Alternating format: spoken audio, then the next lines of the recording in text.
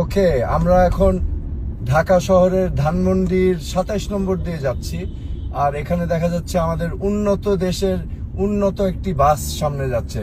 কালো ধোঁয়া ছাড়তে ছাড়তে তার কোনো ফিটনেস সার্টিফিকেট তো নিশ্চয়ই নাই। কিছুদিন পরে দেখা যাবে সে এই বাসটাকে রং করে আবার ফিটনেস সার্টিফিকেট নিয়েছে।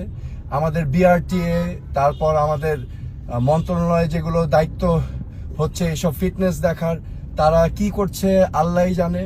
এখানে মানুষের নিরাপত্তা, মানুষের যে ভোগান্তি, এখানে অসুখ বিসুখ, রেসপিরেটরি ডিজিজ, প্রত্যেকটা মানুষের এখন শ্বাস প্রশ্বাসের সমস্যা, অ্যাজমার সমস্যা বাড়ছে। এদিকে কারো মনোযোগ নাই, সবাই কি জানি নিয়ে ব্যস্ত।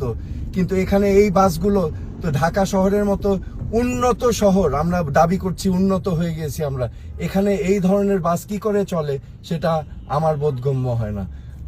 আমাদের মেয়র সাহেব কিছু করে না, মন্ত্রী